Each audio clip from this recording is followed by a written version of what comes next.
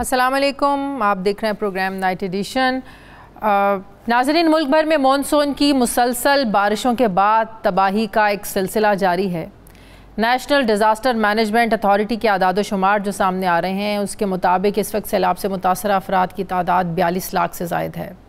945 जानें जा चुकी हैं, जबकि 67,000 से ज़ायद घर तबाह हो चुके हैं। दूसरी तरफ वफाकी वज़ीर बराए माहौलियाती तब्दीली शहरी रहमान तो ये बता रही हैं कि मुतासरीन की तादाद NDMA की रिपोर्ट में जो बताया जा रहा है उससे कहीं ज़्यादा यानी 3 करोड़ के लगभग है।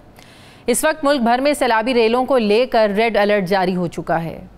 दरियाए सवात में पानी के बहाव में इजाफे के बाद मालाकंड, मर्दान, नौशहरा और चारसदा के इलाकों में मज़ीद तबाही आने का खदशा है। डिप्टी कमिश्नर नौशहरा की तरफ से रिहायशों को फौरी तौर पर इलाका छोड़ने की हिदायत दी जा रही हैं, जबकि PDMA पंजाब के मुताबिक अगले 48 घंटों के दौरान दरियाए सिंध में कालाबाग, चश्मा और तौंसा के मकाम पर दरमियाने से ऊंचे दर्जे का सैलाब मतवक्के है। मॉनसून की रिकॉर्ड मुसलसल बारिशों के बाद वफाकी हुकूमत ने सरकारी तौर पर कौमी इमरजेंसी भी नाफिज कर दी है। वफाकी हुकूमत न सिर्फ दुनिया भर के ममालिक से मदद की अपील कर रही है, बल्कि मुख्तलिफ ममालिक के सफ़ीरों से हंगामी मुलाकात भी की और उन्हें पाकिस्तान में जो इस वक्त सूरत हाल है सैलाब की उससे भी आगाह किया जा रहा है। मगर सवाल ये पैदा होता है कि वफाकी और सूबाई हुकूमतों ने सैलाब की सूरत हाल के पेश नज़र हिफाजती इक़दाम क्यों नहीं किए थे? क्या नेशनल और सूबाई डिज़ास्टर मैनेजमेंट के इदारों को सूरत हाल की संगीनी का अदराक नहीं था? क्या हालात इस कदर खौफनाक हो जाएंगे? इस वक्त मुल्क में सैलाब और सैलाब ज़दगान की सूरत हाल क्या है, मैं बात करूँगी। मुझे ज्वाइन कर रहे हैं KPK के PDMA के तर्जुमान तैमूर खान साहब, मुझे ज्वाइन कर रहे हैं प्रोविंशियल डिज़ास्टर मैनेजमेंट अथॉरिटी के तर्जुमान तैमूर खान साहब। अस्सलाम वालेकुम, बहुत बहुत शुक्रिया तैमूर खान साहब आपका। तैमूर खान साहब, इस वक्त ज़्यादा जो तबाही हो रही है वो KPK में हो रही है, सिंध में हो रही है, जुनूबी पंजाब के कई अजला है वहाँ पर हो रही है। क्या आपके पास इस वक्त नंबर्स हैं? क्योंकि जो NDMA नंबर्स बता रही है, हमारे जो सियासतदान हैं वो कह रहे हैं कि इससे ज़्यादा कहीं तबाही हो गई है, इससे ज़्यादा लोगों की जानें चली गई हैं, घर तबाह हो गए हैं, इफेक्टिव ज़्यादा हैं। आपके पास क्या नंबर्स हैं KPK के नुकसानात को लेकर? मैम बहुत शुक्रिया आपका आपने मुझे लाइन पे लिया। मैम, जिस तरह आपने कहा कि इस वक्त पूरे पाकिस्तान में सैलाब की और बारिशों की वजह से नुकसानात का हमें सामना है। खैबर पख्तूनख्वा में भी अगर आप गुज़श्ता 1 से 2 महीने 1.5 महीना देख लें तो बारिशों और सैलाब की वजह से हमें भी काफ़ी नुकसानात का सामना हुआ है।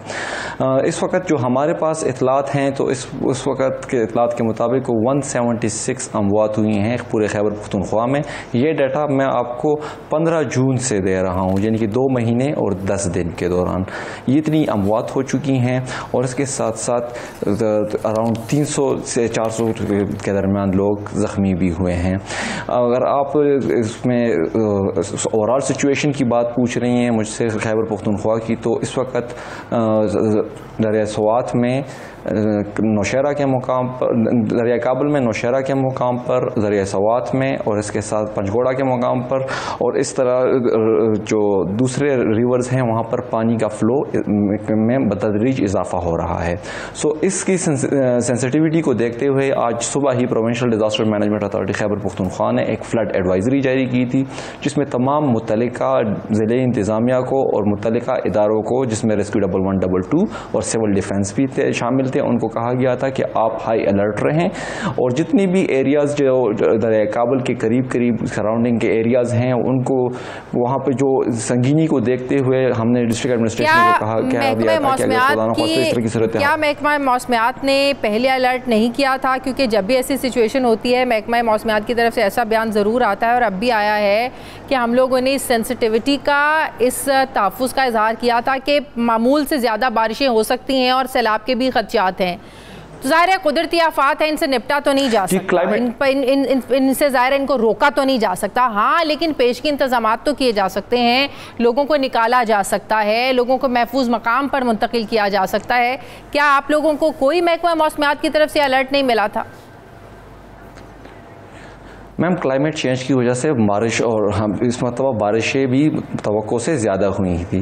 हमें ये बता दिया गया था कि नॉर्मल से ज़्यादा बारिशें होंगी, तो इस मरतबा हुआ भी ऐसा है कि नॉर्मल से ज़्यादा बारिशें हो रही हैं। और अगर आप खैबर पख्तूनख्वा के डायनामिक्स को देखें जोग्राफियाई लिहाज से, सो यहाँ पे अर्बन फ्लडिंग है, यहाँ पे फ्लैश फ्लडिंग है, यहाँ पे क्लॉफ का इवेंट है, तो यहाँ हमारे सिचुएशन दूसरे सूबों से थोड़ी सी डिफरेंट है। बाकी बात जिस तरह आपने की कि महकमा मौसमियात ने, तो बिल्कुल उन्होंने इतलात हमें दी थी। Provincial disaster management Authority Khyber Pakhtunkhwa ने जो मानसून प्लान 2022 बनाया था, उसको भी हमने इन तमाम बातों का ख्याल रखा था। हमने रिसोर्स मैपिंग की थी, इसके साथ साथ डिस्ट्रिक्ट की हमने कैटेगराइजेशन भी की थी।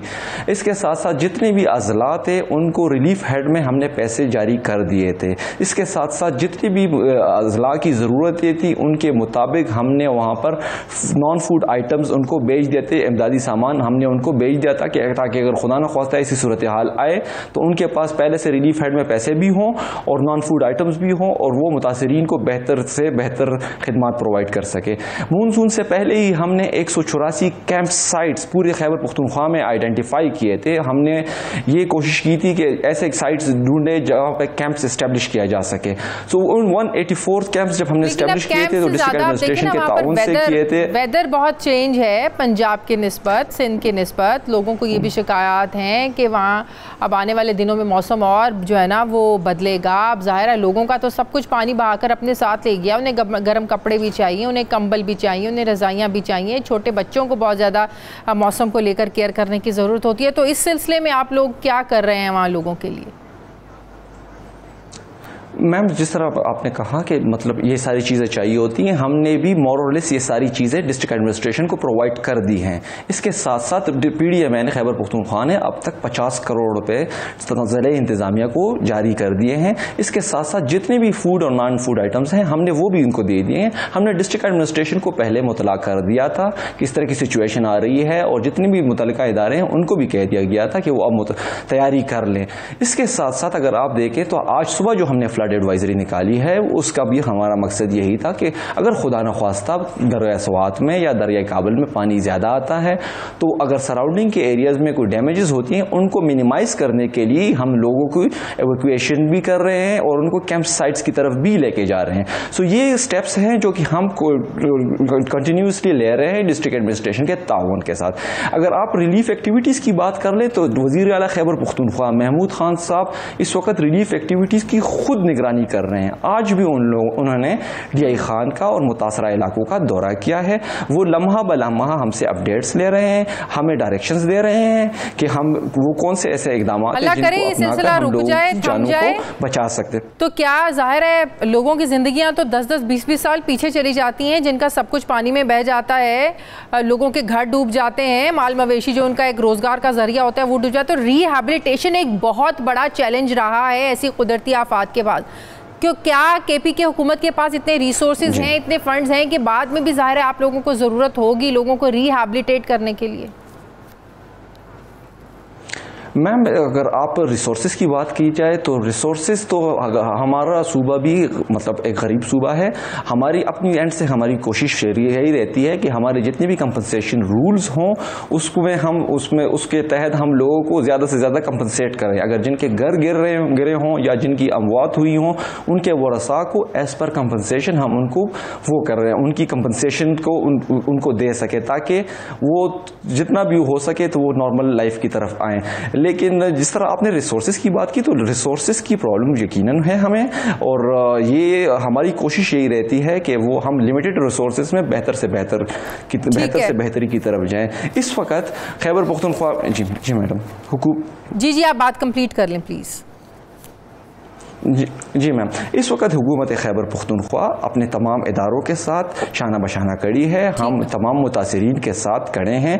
हम उनको जितनी हम फैसिलिटेशन दे सकते हैं हम दे रहे हैं। हमने DI खान में 6 कैंप्स इस्टेब्लिश किए हैं, उनकी मुतासरीन को हम खाना दे रहे हैं। उसके साथ साथ जितनी भी बुनियादी ज़रूरियात हैं हम कुक फूड आइटम्स के साथ साथ बुनियादी ज़रूरतों का भी ख्याल रख रहे हैं। इसके साथ साथ टांक में और लकी मरवत में भी रिलीफ कैंप्स इस्टेब्लिश हो रहे हैं। जितनी भी हमारी कोशिश रहती है हम यही कहते हैं कि पीडीएम में हम इस अज़म का इजहार करते हैं ना कि बेहतर हिकमत अमली से ना नुकसानात को हम कम करें। बहुत बहुत शुक्रिया। तर्जुमान पीडीएम केपी के तैमूर ख्वाब मेरे साथ थे, बहुत शुक्रिया आपका। मुझे ब्रेक लेनी है नाज़रीन, वापस आते हैं एक वक्फे के बाद।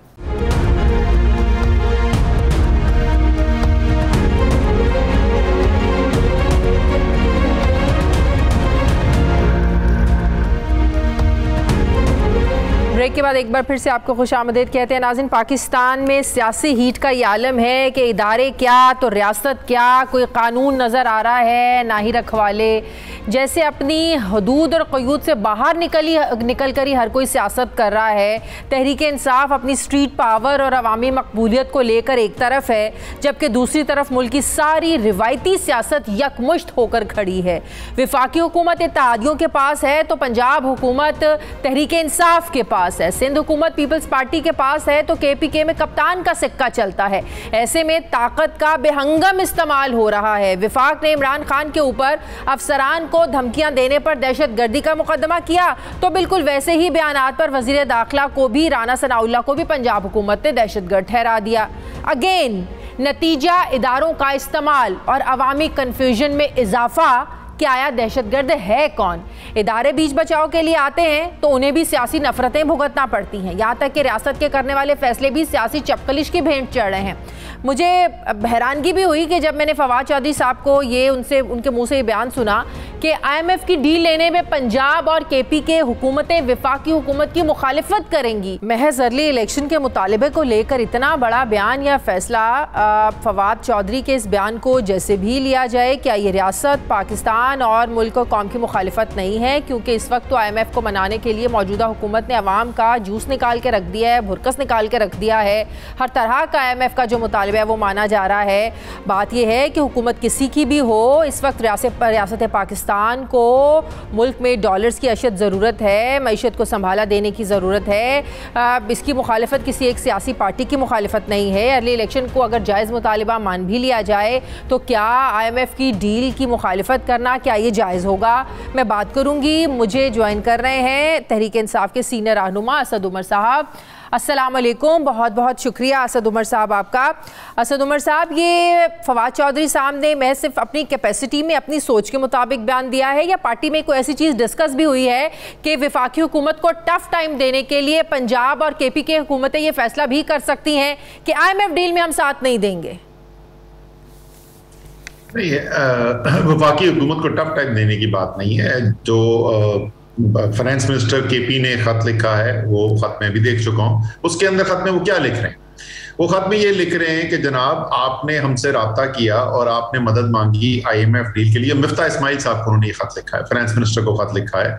उन्होंने कहा कि आपने हमसे कहा और हमने कौमी इंटरेस्ट को सामने रखते हुए 24 घंटे के अंदर अंदर आपको उसका मज़बूत जवाब दे दिया। जब हमने वो जवाब दिया था उसके अंदर हमने कुछ लवाजमात लिखे थे कि बिल्कुल हम कौमी इंटरेस्ट के लिए ये मदद करने को तैयार हैं, लेकिन उसके लिए हमें ये चीज जो है, हमारी जायज मुतालबात जो है वो आपको पूरे करने होंगे। 2 महीने गुजर गए, मुतालबात पूरे करने तो दूर की बात, उन्होंने मीटिंग करना गवारा नहीं किया। अब मुझे बताइए कि कौम के इंटरेस्ट को बालाए ताक कौन रख रहा है? क्या मिफ्ता इस्माइल पाकिस्तान के इंटरेस्ट को, पाकिस्तान की बेहतरी को दाव पर नहीं लगा रहे अपनी सियासत करने के लिए कि वो वजीर खजाना एक सूबे का जो है वो उससे बात भी करने को तैयार नहीं है, उसको मीटिंग का टाइम भी देने को तैयार नहीं है? क्या इनको शर्म नहीं आनी चाहिए? आपकी बात क्या सुने, वो तो आगे IMF के हाथों पर मजबूर हैं, हाथों से मजबूर हैं। शहबाज शरीफ साहब ने 2 दिन पहले ये बयान दिया। मुझे बड़ी हैरानगी हुई है बयान सुन के कि हमें तो अवाम को रिलीफ देने के लिए भी जो है वो IMF से पूछना पड़ता है। मतलब कि हम तो सब जो है ना वो गिरवी रख दिए गए हैं अवाम IMF के सामने। तो आप कैसी बात कर रहे हैं? वो आपकी बात कहाँ सुनेंगे असद उमर साहब? नहीं, माजरत के साथ ये कोई दिफा नहीं है। कमरे के अंदर बैठ के बताना हमारी ये मजबूरी है, हमारी मजबूरी नहीं है, ये एक अलग चीज है। इस गुरूर का इजहार करना कि तुम इतने हकीर हो और ये सूबा तुम्हारा जो 2 करोड़ 2.5 करोड़ लोगों का है, वो हमारी नजरत में इतनी हिकारत है उसके लिए कि हम तुमसे मिलना भी गवारा नहीं करते। पूरी IMF की डील लाइन पे लगी हुई है, लेकिन हम अपने जाती इंटरेस्ट को, अपनी सियासत को सामने रख के, मिफ्ता इस्माइल साहब कहते हैं तुम भाड़ में जाओ, हम तुमसे बात भी नहीं करेंगे। माजरत के साथ ये जो सूरत हाल पैदा की है इस्माइल साहब की इतनी कैपेसिटी है या उनको अपने ताई इतनी आजादी है कि वो आप लोगों के मसाइल सुने और हल भी कर दें? ऐसे क्या मुतालिबात? नहीं शादिया, मैं माजरत के साथ आपको उनका ये दिफा करने ही नहीं दूंगा। नहीं, मैं दिफा नहीं कर रही जनाब, मैं दिफा नहीं कर रही, मैं इस वक्त जो सूरत हाल है उसको मद्देनजर रख के बात कर रही। आप एक कयास राई कर रही हैं कि क्यों हो रहा होगा, लेकिन कोई बात इस बात का दिफा कर ही नहीं सकती कि 2 महीने सूबे का वजीर खजाना टाइम मांगता रहे और मीटिंग करने के लिए तैयार ना हो। और अब सुन ले खत में उसने लिखा क्या है। उसने खत में ये नहीं लिखा कि हम IMF डील सैबोटाज करने जा रहे हैं। उसने खत में ये याद दहानी दिलाई है कि भाईजान, हमने आपको 24 घंटे के अंदर कौमी मफाद को सामने रखते हुए जवाब दिया था और मस्बत जवाब दिया था। साथ की चीजें गई थी, 2 महीने से आप मिले नहीं है, मेरे सूबे के अंदर सैलाब आ गया है, आप कब बैठेंगे हमारे साथ बात करने के लिए? ये उन्होंने लिखा है। मुझे बताइए कि इसके अंदर क्या खराबी है, क्या गलत चीज उन्होंने लिखी है, क्या इसमें जमहूरियत के खिलाफ है, क्या कौम के खिलाफ है उनका ये लिखना? और ये भी मैं आपको गारंटी करता हूं, ये लिख लीजिए मेरी बात, अब मिफ्ता इस्माइल मिलेंगे उनसे, अब मिफ्ता इस्माइल को टाइम मिल जाएगा मिलने के लिए, अब मिलेंगे उनसे। तो टफ टाइम दिया, यही तो बात मैं कर रही थी कि टफ टाइम दिया तो मिलेंगे ना। एक टफ टाइम वो भुगत रहे हैं, IMF का दूसरा आपका आप समझ नहीं रही है कि टफ टाइम देना एक IMF की डील को खराब करने के लिए वो एक अलग चीज है, एक सियासी मकासद के लिए। आपके सूबे में वो वोट लेके आए हैं, वो जवाब दें अपने अवाम को, वो अपने सूबे के हकूक के लिए। हो सकता है मिफ्ता इस्माइल को उनकी बात ठीक लगे ना लगे, हो सकता है उसमें से 3 बातें मान लें, हो सकता है 4 बातें ना मान सके, ये तो सब होता है ना। हाँ। 2 महीने मैं इतना गुरूर रखता हूं, तुम इतने हकीर हो, और मेरे लिए ये IMF की डील इतनी गैर अहम है, पाकिस्तान का मुफाद इतना गैर अहम है कि मैं तुम्हें 5 मिनट के लिए मिलूंगा नहीं, ये शर्म की बात है। तो आप भी ये कहते हैं मेरे प्रोग्राम के तवस्सुत से कि वाकई अगर पॉजिटिव अभी भी रिस्पांस नहीं आया तो आप लोग इस डील की मुखालिफत करेंगे, इसको ओके नहीं करेंगे? लेकिन क्यों नहीं आएगा? नहीं, मुझे बताएं, मैं इस मफरूजे का जवाब क्यों दूं? क्यों नहीं आएगा? क्यों नहीं आएगा? क्या आसमान से उतरे हैं मिफ्ता इस्माइल? तो आप कह रहे हैं, वो नहीं जवाब दे रहे। आला दुनिया की मखलूक रखते हुए फवाद चौधरी साहब ने भी कहा था ना कि हम नहीं करेंगे। ओहो, मैं आपसे पूछ रहा हूं, ये मफरूजा मैं मानूं क्योंकि वो नहीं आएगा जवाब? मैं आपको बता रहा हूं, लिख लें मुझसे, आएगा जवाब। अब मिफ्ता इस्माइल मिलेंगे, मैं तो आपको कह रहा हूं मिलेंगे। अगर मिल लेते एक अच्छे पाकिस्तानी के तौर पर, एक जमहूरियत को सामने रखने वाले, तमाम सूबों को बराबरी की रखने वाले, तो शायद ये नौयत ना आती, ये पहले बात खत्म हो जाती। चलिए, अब आप कह रहे हैं कि वो मिलेंगे, जरूर मिलेंगे। बिल्कुल मिलेंगे। मेरी पेशन गोई आपके लाइव में प्रोग्राम के ऊपर कर रहा हूं कि अब वो जरूर मिलेंगे। बिल्कुल ठीक है। फिर एंकर्स जान नहीं छोड़ेंगे कि धमकी मिली तो आप मिले, PTI ने धमकी दी तो जो है ना वो मिफ्ता इस्माइल साहब मिले, फिर एंकर्स उनके पीछे पड़ जाएंगे। अच्छा, आगे बढ़ते हैं। असद उमर साहब, बड़ी हैरानगी होती है, एक तरफ से दहशतगर्दी का मुकदमा होता है, दूसरी तरफ में जवाब में भी दहशतगर्दी का मुकदमा होता है। इमरान खान साहब पर वफाकी हुकूमत ने किया, जवाब में राना सनाउल्लाह पर हो गया। तो बड़ा सादा सा सवाल ये है कि जिन बयानात की राना सनाउल्लाह साहब की बात की जा रही है, आप लोग उस वक्त हुकूमत में थे, तब आप लोगों ने ये इनिशिएटिव क्यों नहीं लिया? असद उमर साहब, इस तरह तो लग रहा है कि बस यहाँ पर अदले का बदला चल रहा है, एक रिवेंज वाली सियासत चल रही है जो ना इस मुल्क के लिए, ना इस मुल्क के इदारों के लिए, ना आवाम के लिए अच्छी है। बिल्कुल, मैं आपसे 100% इत्तेफाक करता हूं कि जो इस वक्त पाकिस्तान के सियासी पस मंजर में हो रहा है, ना ये कौम के लिए अच्छी चीज है, ना जमहूरियत के लिए अच्छी चीज है, ना ये मुल्क के लिए अच्छी चीज है। मैं 100% आपसे इत्तेफाक करता हूं। और ये भी आपने बिल्कुल दुरुस्त कहा कि राना सनाउल्लाह ने तमाम ये बयानात दिए, कोई उनके खिलाफ पर्चे नहीं कटाए गए, कोई उनको दहशतगर्द नहीं कहा गया। शाराए दस्तूर पर आके PDM ने जलसे किए, और क्या जलसा करने आ रहे थे? हम हुकूमत गिराने आ रहे हैं। उस जलसे को करने दिया शाराए दस्तूर के ऊपर, रेड जोन के अंदर, किसी के खिलाफ पर्चा नहीं कटा, कोई टीयर गैस शेलिंग नहीं हुई, कोई लाठीचार्ज नहीं हुआ। लेकिन आप पाकिस्तान के निहत्ते जमहूर पसंद अवाम को दबाए चले जाएं, आप उनके खिलाफ पर्चे कटवाएं, टीयर गैस शेलिंग करें, लाठी चार्ज करें, और चुप करके जो है वो अवाम बर्दाश्त करती रहे, माजरत के साथ ये नहीं हो सकता। तो ये बिल्कुल आपने ठीक कहा कि अगर इसका मतलब रिवेंज की सियासत चल रही है, राइट? मेरिट पर कुछ नहीं हो रहा है। मैं आप तो फिर वही कह रहा हूं, किया किसने? अब तो 3 साल 8 महीने गुजार के गए थे ना, हमने नहीं किया। अब अगर आप ये कर रहे हैं, हमने बार बार इस बात को बोला, देखो ताकत की सियासत से नुकसान होगा। मैं आज भी यही कहता हूं, मैं तमाम टेलीविजन प्रोग्राम्स पे कह चुका हूं पिछले 4 महीने से, अगर बातचीत के जरिए आपने मामलात हल ना किए, अगर ताकत के इस्तेमाल से मामलात हल करने की कोशिश की, मजीद खराबी आएगी, इंतशार फैलेगा। 4 महीने से कह रहा हूं, लेकिन शायद ये समझते नहीं है। शायद जिस तरीके से मिफ्ता इस्माइल को अब वो मीटिंग करने के लिए जाएंगे, शायद इसके बाद कुछ हो जाए। अच्छी चीज नहीं हो रही है, मुल्क के लिए नहीं अच्छा हो रहा। अच्छा, आप लोग तैयार हैं बातचीत करने के लिए? आप कह रहे हैं ना अगर बातचीत के जरिए मसाइल ना हल हुए तो आगे मसला खराब होगा। बातचीत के लिए आप लोग तैयार? हम तो 4 महीने से कह रहे हैं कि जिस आप बहरान के अंदर मुल्क को आपने डाल दिया है, यहां से बाहर निकलने का वाहिद रास्ता जल्द इलेक्शन है। आप ऐलान करें, हम जल्द इलेक्शन कराने को तैयार हैं, बैठे हैं, उसके तमाम लवाजमात बात करते हैं उसके ऊपर, बिल्कुल करेंगे। ये बात सिर्फ इस हुकूमत से होनी है या दूसरे इदारे भी इसमें शामिल होंगे, उनसे भी आप लोग बातचीत करना चाहेंगे?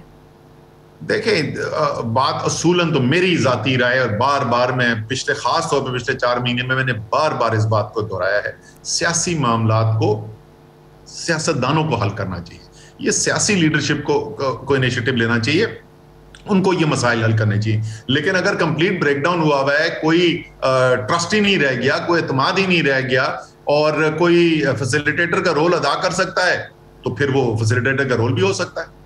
लेकिन जिस तरह यही तो हमारे सियासतदानों की शायद माजी की गलतियां रही हैं जो आज भी भुगत रहे हैं। फैसिलिटेटर का किरदार जिन लोगों को माजी में भी दिया गया या जिनको आज भी देना चाहते हैं, फिर जब 4 साल बाद हुकूमत गिरा दी जाती है, फिर कहते हैं हमारे हाथ भी बंधे रहे, हमारे पैर भी बंधे रहे, हमें कुछ करने नहीं दिया गया। बजट भी पास करवाना होता था तो हमें अपनी एजेंसीज को कहना पड़ता था कि बंदे भेजो और वोट पूरे कराओ। तो क्या ऐसी हुकूमत दोबारा आपको कबूल होगी अगर दोबारा किसी को फैसिलिटेटर के तौर पर आप जो है ना वो इंटरफेरेंस की इजाजत देंगे? नहीं, हम तो इंटरफेरेंस में और फैसिलिटेशन में जमीन आसमान का फर्क होता है। फैसिलिटेशन का मतलब होता है कि दोनों फरीक जो हैं उनको काबिल कबूल है कि कोई सालसी का किरदार अदा करे। ये एक बिल्कुल मुख्तलिफ चीज है, इंटरफेरेंस एक बिल्कुल मुख्तलिफ चीज है। लेकिन मैं फिर वही दोहराऊंगा जो मैंने पहले कहा था, मेरे ख्याल में बेहतर तरीका ये है कि सियासतदान खुद ये मसाइल हल करें। लेकिन अभी मौजूदा हालात में फैसले कहीं और से हो रहे हैं। नहीं, इस वक्त तो कोई फैसला हो नहीं ना। इस वक्त तो सिर्फ फैसला ये हो रहा है कि पीडीएम कह रही है कि क्योंकि हम सियासी मैदान के अंदर इमरान खान का मुकाबला कर नहीं सकते, पंजाब में उसने इलेक्शन के अंदर हमें फारिग कर दिया, कराची में इतनी बुरी शिकस्त फाश दी, तो इसलिए अब कोई गैर सियासी तरीका निकाला जाए, कोई ताकत को इस्तेमाल करके, कोई कानून को गलत तरीके से इस्तेमाल करके, दबा के धौंस से, जबरदस्ती से हमको इमरान खान को गिरा दें। इस वक्त तो ये सिर्फ हमें नजर आ रहा है। इस वक्त तो हमें कोई सियासी उस तरफ से कोई इनिशिएटिव नजर ही नहीं आ रहा। और वहां पर जो सियासी जो जमहूरी आवाजें भी हैं मुस्लिम लीग नून के अंदर या दूसरी पार्टियों के अंदर, वो भी हमें उनका भी गला घुटा हुआ नजर आ रहा है, उनकी भी आवाज सुनाई नहीं दे। लेकिन कल इमरान खान साहब जिन्होंने बात की कि मैं चाहता हूं जो फैसले कर रहे हैं या करवा रहे हैं वो मुल्क का सोचे, तो बड़ा उनसे सवाल भी हुआ कि भाई फैसले करवा कौन रहा है, तो किसकी तरफ इशारा कर रहे थे वो? जो भी फैसला कर रहा है, ये तो बात बड़ी मेरे ख्याल में एक ऐसी उन्होंने बात की जिसपे किसी को भी एतराज नहीं हो सकता ना, कि जो भी फैसला कर रहा है उसको मुल्क का ख्याल रख के फैसले करने चाहिए। इसमें क्या एतराज की बात है? अच्छा, पंजाब हुकूमत जो है इसको होम्योपैथिक हुकूमत आप लोगों के जो लोग हैं पार्टी के अंदर से ही कह रहे हैं कि ऐसी होम्योपैथिक हुकूमत से तो जान छुड़ा ली जाए तो बेहतर है। क्योंकि फवाद चौधरी साहब ने भी 2-3 दिन पहले ट्वीट की थी कि उन्होंने KPK की हुकूमत को भी कहा, पंजाब हुकूमत को भी कहा कि जो शहबाज गिल के साथ हुआ या जो इमरान खान पर दहशतगर्दी का मुकदमा हुआ, यहाँ की हुकूमतों ने बड़ा मायूस किया है। तो पंजाब हुकूमत से आप लोग एक्सपेक्ट क्या कर रहे थे शहबाज गिल के मामले पर, कि परवेज इलाही साहब अपना क्या रोल प्ले करते, अडियाला से जाने ना देते, उधर से वहां की पुलिस आ गई थी, इधर से यहाँ की पुलिस थी, तो क्या कोई दंगा होता, कोई लड़ाई होती? परवेज इलाही साहब से एक्सपेक्ट क्या किया जा रहा था जब तनकीद हो रही है और कहा जा रहा है भाई होम्योपैथिक हुकूमत है, इनसे कुछ नहीं हो रहा, जान छुड़ाएं इनसे? अच्छा, ये जो है वो तो चलता ही रहता है। सियासी पार्टियों के अंदर हमेशा कुछ लोग होते हैं जो हुकूमत का हिस्सा नहीं होते, तो वही कहते हैं हुकूमत में ना हो तो बेहतर है।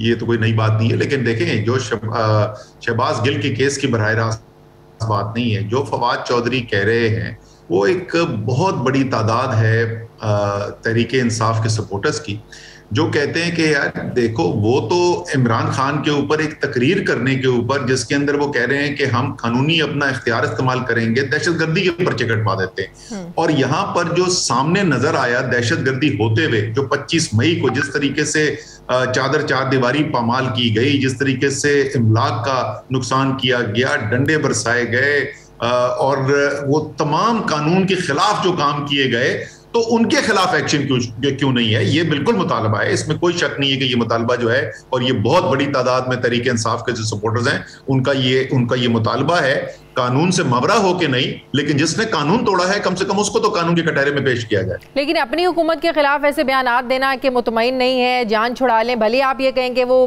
हिस्सा है, पार्टी का तो हिस्सा है ना, जाहिर है। परवेज इलाही साहब के मीडिया कोऑर्डिनेटर है अजहर मशवानी साहब, उन्होंने ये ट्वीट की थी, तो एक तो साजिश भी तो इसको कहा जा सकता है कि परवेज इलाही की हुकूमत के खिलाफ अपने ही लोग साजिश कर रहे हैं। नहीं, वो मेरे ख्याल में परवेज इलाही है, उसकी कोई बात नहीं है। ये चलता रहता है, जैसे मैंने कहा सियासी जमातों में, तहरीक इंसाफ में भी होता है, बाकी जमातों के अंदर भी होता है कि एक से ज्यादा राय होती है। और लेकिन ये जो मैंने बात आपसे की, जान छुड़ा लेना चाहिए, ये तो एक अलग बात है, बट ये जो मैंने बात की कि बिल्कुल बहुत बड़ी तादाद में तहरीक इंसाफ के सपोर्टर्स जो हैं उनका ये मुतालबा है, जैसे मैंने कहा कि जिसने कानून तोड़ा उसको कानून के कटहरे में जरूर पेश किया जाए। ठीक है, बहुत बहुत शुक्रिया। तहरीक इंसाफ के रहनुमा साहब मेरे साथ थे, बहुत शुक्रिया। मुझे ब्रेक लेनी है नाज़रीन, वापस आते हैं छोटे से वक्फे के बाद।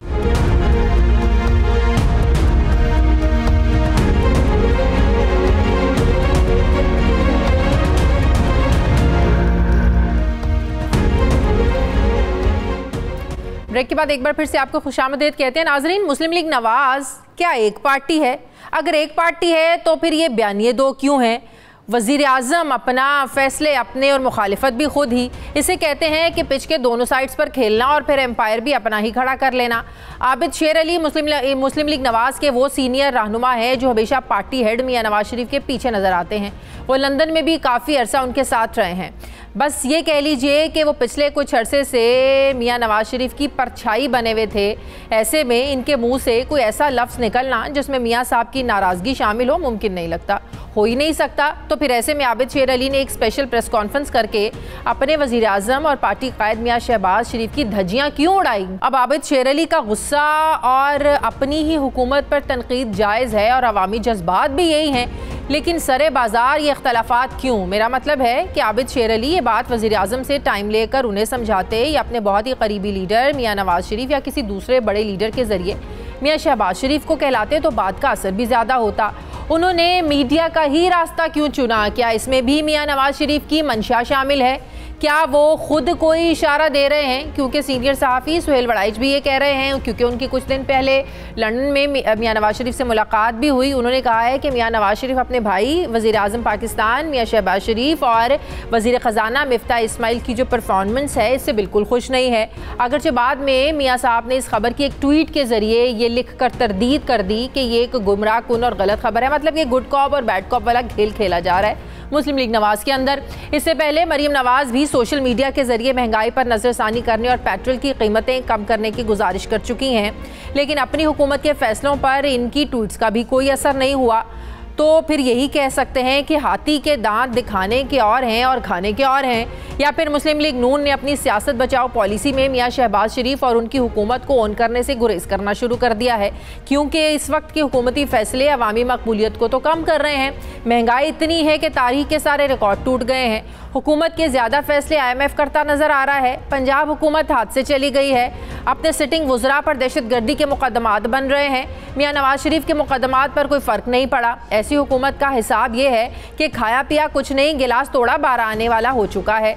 ऐसे में अवामी मकबूलियत में लेने के लिए क्या मियां शहबाज शरीफ और उनकी सियासत की कहीं कुर्बानी तो नहीं दी जा रही? क्योंकि आबिद शेर अली जैसी आवाज़ें माजी में उठती थीं तो उन्हें पार्टी की तरफ से शोकॉज नोटिस दिए जाते थे। एटलीस्ट ये कहा जाता था कि पार्टी डिसिप्लिन की खिलाफ वर्जी की जा रही है। ये एक रिवायत रही है हमारी सियासी जमातों की। अब आवाम पर महंगाई का हथौड़ा बरसाने और मीडिया के सामने आवाम की हमदर्दी का राग अलापने वालों की दोरुखा जो एक पॉलिसी है, क्या ये कामयाब हो पाएगी? मैं बात करूंगी मुस्लिम लीग नून के सीनियर रहनुमा राना तनवीर साहब मुझे ज्वाइन करें। अस्सलाम वालेकुम, बहुत बहुत शुक्रिया राना साहब आपका। राना साहब, आबिद शेर अली कह रहे हैं हमारा हलकों में जाना मुश्किल हो जाएगा, आवाम दोस्त पॉलिसियाँ बनाएं। मरीम नवाज ने भी पिछले हफ्ते ये ट्वीट में कहा था कि जब पेट्रोल की प्राइसेस बढ़ाई थी मियां साहब तो नाराज़ होकर मीटिंग छोड़कर चले गए थे, वो तो हुकूमत लेना ही नहीं चाहते थे। तो अब अपनी हुकूमत के अंदर से इतनी आवाज़ें उठ रही हैं तो क्यों इतना बोझ उठाया हुआ है उस हुकूमत का? अगले इलेक्शन की तरफ चले क्यों नहीं जाते आप लोग? शादिया, मैं कह रहा था कि आपके जो बात आपने की है सारी, उसके दो तीन पहलू हैं। एक तो जो पॉलिटिकल पार्टी होती है और एग्जेक्टिव होती है, उस पर बाज़ औक़ात आपसे जो कोई पार्टी का हेड और होता है या पार्टी के अहदेदार होते हैं या पार्टी के लोग होते हैं, वो एग्जेक्टिव को ज़रूर उनकी जो परफॉर्मेंस होती है या उनके पॉलिसीज होती हैं उसको अपने उस एंगल से देखते हैं जो पार्टी का और पॉलिटिकल मामला होता है। जो एग्जेक्टिव साइड के लोग होते हैं उनका अपना होता है कि उनको रूल्स रेगुलेशन और जो उसके मद्देनजर चीज़ें होती हैं वो फैसले वो होते हैं जो उनको पता होता है कि किस तरह स्टेट के लिए, मुल्क के लिए किस कौन सी चीज़ें बेहतर हैं। वो नहीं पॉलिटिकल एंगल से वो चीज़ें नहीं कर रहे होते। तो ये चीजें चलती रहे, चाहे इंडिया हो। नहीं सर, राणा साहब, इस तरह के इख्तलाफात हैं, ये पार्टी के अंदर डिस्कस हो सकते हैं, जाती मीटिंग करके हो सकते हैं। अगर इसी तरह की चीजें हैं तो मियां नवाज शरीफ खुद कह सकते हैं, लेकिन प्रेस कॉन्फ्रेंस करके पूरी आवाम के सामने इस तरह की चीजें डिस्कस करना, ये तो वही बात हुई ना कि घर की लड़ाई को बाहर लेकर आएंगे तो बाहर के लोग तो फिर फायदा उठाते ही है ना। तो ये चीजें तो इख्तलाफात कहाँ नहीं होते, एक घर में भी सबके होते हैं, पार्टियों में होते हैं, तो पार्टी के अंदर ये क्यों डिस्कस नहीं हुआ, प्रेस कॉन्फ्रेंस कर दी? मैं आपसे इत्तेफाक कर रहा हूँ कि ये बेहतर है कि पार्टी के अंदर बात की जाए और पार्टी के अंदर अगर किसी को इख्तलाफ है, और होता भी है, जिस तरह कैबिनेट होती है या पार्टी की मीटिंग्स होती हैं, पार्टी के जो मुख्तलिफ फोरम होते हैं, वहाँ पे भी मुख्तलिफ इख्तलाफात होते हैं और जो डिसीजन होता है फिर उसको सारे ओन करते हैं। और ये कोई भी हो, ये एक नॉर्म है, जो चाहे वो किसी कंपनी का बोर्ड हो, उसमें जो फैसले होते हैं, जब फैसले हो जाते हैं तो हो जाते हैं। बात आपकी 100% दुरुस्त है, इस तरह की बात नहीं होनी चाहिए। जब एक फैसला हुआ है तो उस पर हम कारबंद रहें और जो भी, लेकिन ऐसा लग रहा है ना गुड कॉप बैड कॉप खेल रहे हैं। जो मुश्किल फैसले हैं, जो मुश्किल फैसले आप लोगों ने लिए हैं, ज़ाहिर है अवामी मकबूलियत तो कम हुई है, तो अब कुछ ऐसे चेहरे सामने ला रहे हैं पार्टी से उठा करके कहीं ना कहीं अवाम की सिंपैथी भी ली जाए कि नहीं, पता चले मुस्लिम लीग नवाज को बड़ा दर्द है अवाम का, जो मसाइल हैं, जो महंगाई है, बड़ा दर्द है इन्हें। नहीं, इसमें तो कोई शक नहीं, दर्द तो है। जो फैसले कर रहे हैं वो विद हैवी हार्ट कर रहे हैं। वो इतने जो शहबाज साहब हैं उनके मुतालिक आपका क्या ख्याल है? जो अवामी वो जज्बात रखते हैं अवाम के लिए, या जिस तरह उनकी तकलीफ और दुख में वो हमेशा शरीक रहे हैं, लेकिन क्या करें, उनके भाई सेटिस्फाइड नहीं है, वो नहीं सेटिस्फाइड जो शहबाज शरीफ साहब की पॉलिसीज़ हैं या मिफ्ता इस्माइल साहब जिस तरह चला रहे हैं इकोनॉमी को, इकोनॉमीज की जो पॉलिसीज़ बन रही हैं। सुहेल वड़ाइच साहब जो मिलके आए हैं चंद रोज़ पहले, वो कह रहे हैं कि मियाँ साहब ने उनको कहा है कि वो खुश नहीं है, इन्हें चाहिए था इलेक्शंस में जाते। नहीं, अगर आज मियाँ साहब कहें तो इलेक्शन में चले जाते हैं। हमारे कायद हैं, उनका जो फैसला होता है वो मैं आपको बताऊं, उस पर दूसरी कोई राय नहीं है। ये मैं आपको बताना चाहता हूँ। ये चीज़ें ठीक है कि खुश जिस तरह हो सकता है शहबाज साहब भी इन फैसलों पर खुश ना हो, अपने जो फैसले हैं, क्योंकि तकलीफ के फैसले हैं, लेकिन एक तरफ रियासत है, दूसरी तरफ सियासत है। क्या ये बात दुरुस्त नहीं है कि मियां नवाज शरीफ नहीं चाहते थे कि जिस तरीके से हुकूमत उनको दी जा रही है या आपको लोगों को मिल रही है, वो इतना बोझ बन चुकी है, ये हुकूमत लेना ये मुश्किल हो जाएगा? क्या वो नहीं चाहते थे कि अर्ली इलेक्शन की तरफ जाया जाए? अगर ले लिया हुकूमत तो इसको प्रोलॉन्ग ना किया जाए? देखिए, इस पे बड़ी लंबी बात हो सकती है। ये बात दुरुस्त है जो मियाँ साहब ने उस वक्त जो बात की थी, पहले तो उनका यही ख्याल था ना ली जाए। जब उनको बहुत सारी चीज़ों का पता चला कि इमरान खान के रहने से क्या क्या नुकसान है मुल्क के और कहाँ तक मुल्क जा सकता है, जो बर्बादी हो रही है, जो एक अगर महीना और रहते तो डिफॉल्ट में चले जाते, ये चीज़ें जब उन्होंने खुद देखी तो उन्होंने कहा ठीक है, लेकिन यह साफ ये भी था कि हाँ अर्ली इलेक्शन में चले जाएं। लेकिन जब अर्ली इलेक्शन की बात हुई तो फौरन वो बहुत लंबी बात है कि उसने एक स्टांस ले लिया था कि असेंबली डिसॉल्व कर दी। जो 4 साल हम कहते रहे इलेक्शन कराओ तो हम धांधली की पैदावार हो, लेकिन जब उसने इलेक्शन नहीं किए, जब डिसॉल्व कर दी अनकॉन्स्टिट्यूशनली और सारा कुछ किया, तो वो उसने नैरेटिव बिल्ड कर लिया कि इलेक्शन कराओ। उसको ही हम टो करते तो हम लोग समझते कि उसके प्रेशर में चले गए, तो वो उस वक्त फिर फैसले कुछ करने पड़े रियासत के लिए, मुल्क के लिए। मैं समझता हूँ चीजें हैं, तकलीफ हैं। अगर डॉक्टर साहब आपकी हमारी इकोनॉमी को इतना ज़बरदस्त तरीके से चला सकते हैं और नवाज शरीफ साहब को भी डॉक्टर साहब पर ही एतमाद है, तो हर मीटिंग में तो बैठे हुए होते हैं, तो फिर तो उनकी पॉलिसीज चलनी चाहिए, फिर उनका कहा मानना चाहिए मिफ्ता इस्माइल साहब को, या उनके सुनता कोई नहीं? अब नहीं, मिफ्ता जो है वो मेरे हिसाब से तो बिल्कुल सही काम कर रहे हैं। नवाज शरीफ साहब के हिसाब से सही काम नहीं कर रहे वो? हकीकत है वो। मैंने जो देखा है, हमारी कैबिनेट मीटिंग भी होती है, वहाँ डिस्कशन भी होती है, कुछ चीजें सामने भी आती हैं, लेकिन कुछ चीजें ऐसी हैं मैं समझता हूँ कि वो चीज़ें डॉक्टर साहब अगर उनके पास मशवरे होते हैं तो मेरा हाल मिफ्ता को ज़रूर सुनने चाहिए और सुनते भी होंगे। मियाँ साहब की हर डायरेक्शन पे मेरा हाल जरूर हम तो कोशिश करते हैं। अगर सुनते होते तो मियाँ साहब को फिर इतनी शिकायत ना होती ना। शिकायत देखें, एक तरफ अवाम है जिनके साथ दिल धड़कता है उनका, एक तरफ मुल्क है जिसके हालत इकोनॉमी की इस तरह है, तो ये किसी ने तो जिम्मेदारी लेनी है। अब ये हमारे ऊपर आन पड़ी है, तो मियाँ साहब का जरूर दिल दुखता होगा कि ये अवाम को तकलीफ है। बहुत बहुत शुक्रिया राना तनवीर साहब थे, मुस्लिम लीग नून के सीनियर रहनुमा। बहुत शुक्रिया। नाज़रीन, हमारे प्रोग्राम का वक्त खत्म हो गया। फीडबैक ज़रूर दीजिएगा, अपना ख्याल रखिएगा। मुझे इजाज़त दीजिए, अल्लाह हाफिज़।